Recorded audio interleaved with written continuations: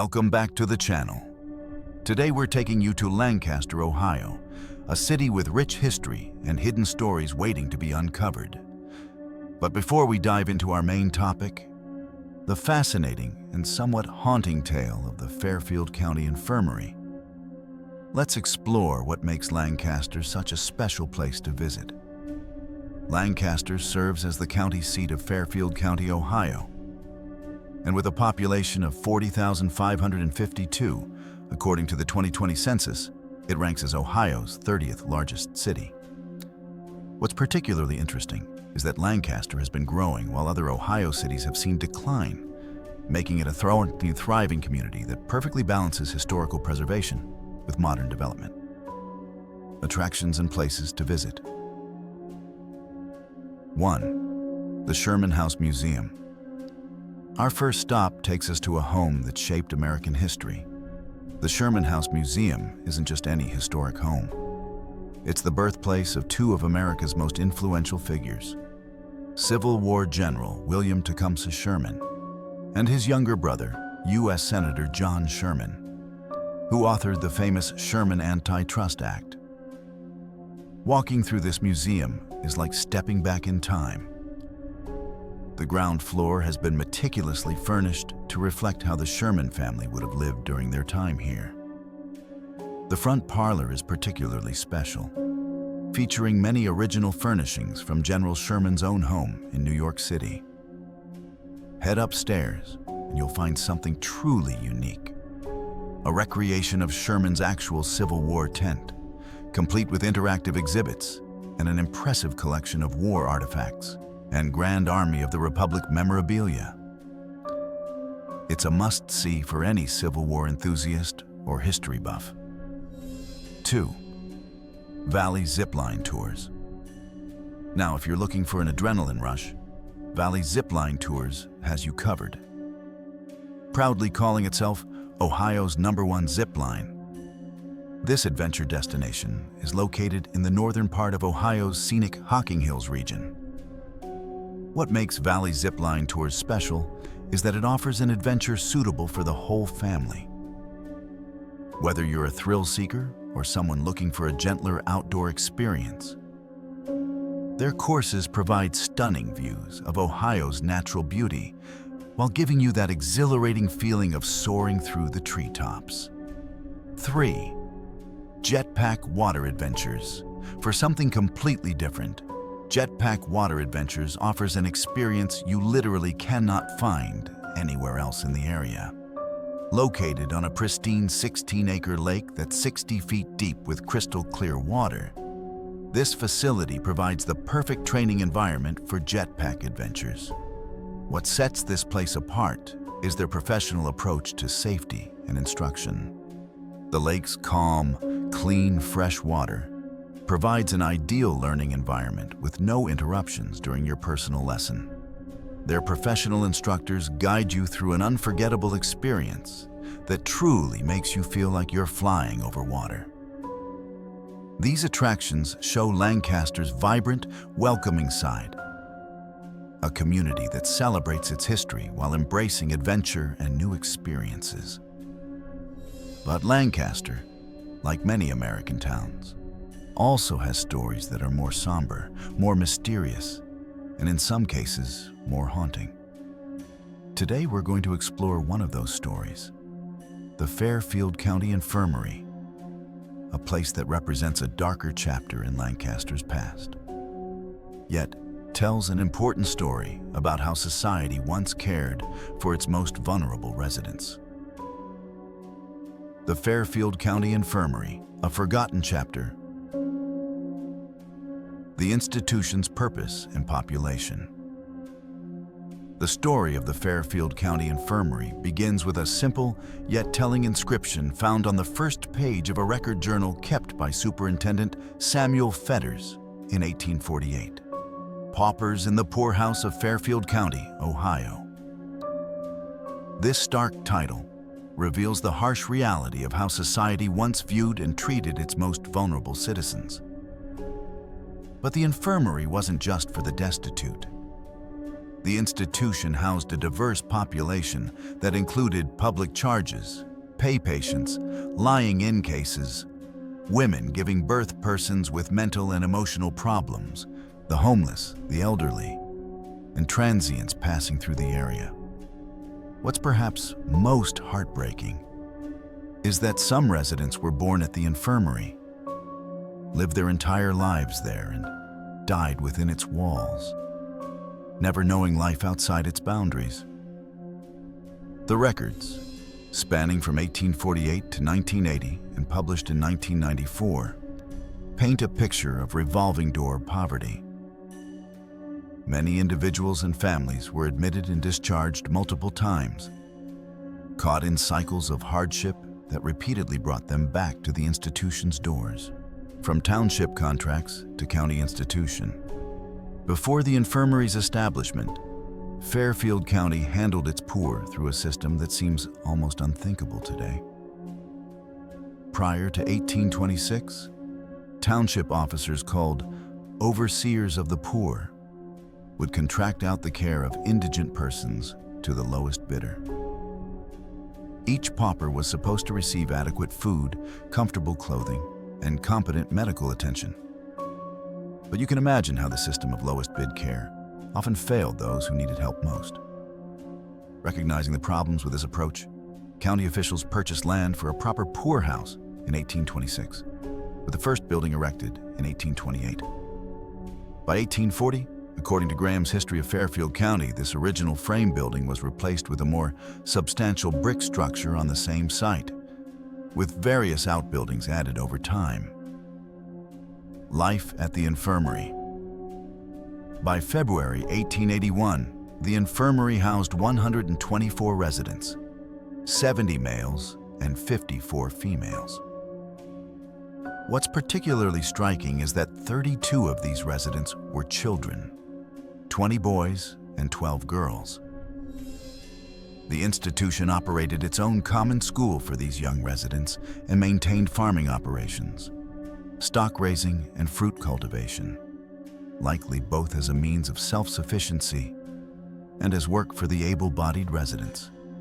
It's difficult for us in our modern era to truly comprehend what daily life must have been like within these walls.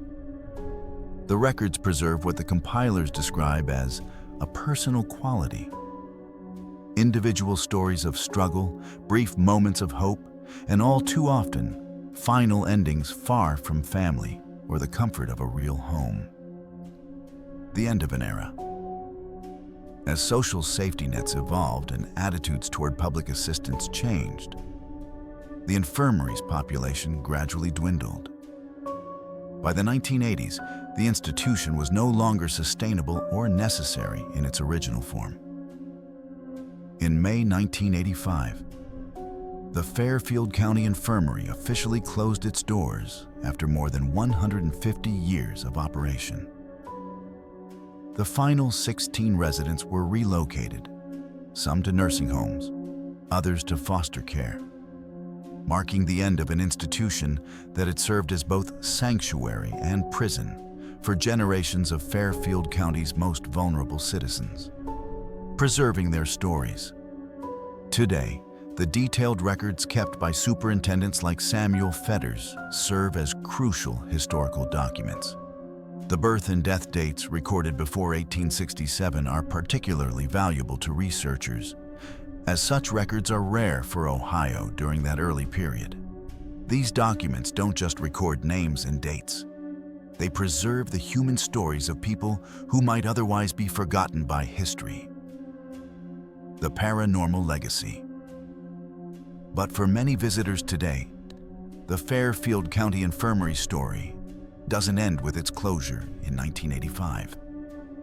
With a past so riddled with death and misfortune, it perhaps comes as no surprise that the building has become a hotbed of paranormal activity. The spirits that allegedly remain seem to echo the institution's troubled history. Jane Householder. A tragic end. Perhaps the saddest ghost story connected to the infirmary is that of Jane Householder, a former resident who who met a horrific end when a gas stove caught her clothes on fire, burning her alive. Today, Jane's specter is reportedly a regular sight throughout the building. Witnesses describe her as an apparition of an old woman wearing a dress, wandering the halls where she once lived. Unlike some other spirits at the location, no one has reported successfully interacting with Jane's phantom. She remains as isolated in death as she may have been in life. Susie, the lonely child. Another frequently encountered spirit is that of a little girl visitors have named Susie. This young blonde child appears sad and lonely, often spotted in doorways of former offices and areas around the morgue. What makes Susie's story particularly poignant is that some witnesses have attempted to reach out to her, only to watch her disappear before their eyes. A ghostly reminder of the children who lived and died within these walls. Willy, the wandering soul. One of the most well-known spirits is Willy, a listless apparition who haunts the second and third floors. Witnesses describe Willy as seeming perpetually lost, as if searching for something he can never find. He's almost always seen walking aimlessly through the halls, occasionally stopping to peer out windows, perhaps looking for an escape that never came during his lifetime. A symphony of supernatural activity. The paranormal activity at Fairfield County Infirmary extends far beyond these named spirits. Visitors and workers have reported hearing disembodied voices and even whole rooms worth of chatter in certain areas, only to find the spaces completely empty when investigated. Mysterious banging sounds and the echoes of slamming doors frequently disturb the silence throughout the building. Those brave enough to venture into the attic have reported particularly unsettling experiences and overwhelming feelings of dread in that space, as if the building's accumulated sorrow has somehow concentrated in its highest reaches. Modern paranormal investigations. In recent years, the Fairfield County Infirmary has become a popular destination for paranormal enthusiasts and investigators from across the Midwest.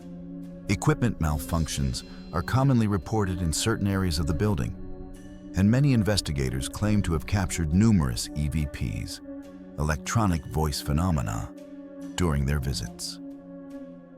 The building's reputation has grown significantly since it became fully vacant in 2013. Positive word of mouth from visitors, combined with a recent appearance on the Travel Channel series Destination Fear, has brought ever more paranormal enthusiasts and investigators to experience the infirmary's supernatural activity firsthand. Conclusion. The Fairfield County Infirmary represents a complex chapter in Lancaster's history, one that reveals both the limitations and the genuine attempts of past generations to care for society's most vulnerable members. While we might judge their methods harshly by today's standards, the very existence of these records shows that the people who lived and died at the infirmary were not forgotten. Their stories were preserved, and their humanity was acknowledged. From the tragic tale of Jane Householder to the lonely spirit of little Susie, from the wandering soul of Willy to the countless unnamed voices that echo through the halls, the Fairfield County Infirmary continues to tell its stories to those brave enough to listen. As we've seen today, Lancaster, Ohio is a city that honors its history, from celebrating the achievements of the Sherman brothers to preserving the difficult stories of the Fairfield County Infirmary. It's this honest acknowledgement of both triumph and struggle that makes places like Lancaster so important to visit and understand. Your turn to experience history. So here's my challenge to you. Do you dare to visit the Fairfield County Infirmary yourself? Whether you're drawn by the historical significance, the paranormal activity, or simply the desire to pay respects to those forgotten souls who once called this place home, Lancaster and the infirmary are waiting for you. If you're planning a trip to Ohio, make Lancaster a destination. Experience the Sherman House Museum. Soar through the trees at Valley Zip Line tours. Try jetpack adventures on crystal clear waters. And then, if you're feeling brave enough, visit the infirmary and see if you encounter Jane, Susie, Willy, or any of the other spirits who refuse to leave their earthly home. Let's keep the conversation going. Have you visited the Fairfield County Infirmary or similar historical locations? Have you had your own paranormal experiences? Or do you think there's a logical explanation for all the reported activity? I want to hear your thoughts and experiences in the comments below. And if you're planning to visit Lancaster after watching this video, let me know. I'd love to hear about your adventures, whether they're historical, recreational, or supernatural. Don't forget to like this video if you found Lancaster's hidden stories as fascinating as I do. Subscribe for more explorations into America's forgotten histories and haunted locations. And hit that notification bell so you never miss our latest discoveries. Until next time, keep exploring, keep questioning, and remember, sometimes the most interesting stories are the ones that have been waiting patiently in the shadows for someone brave enough to uncover them.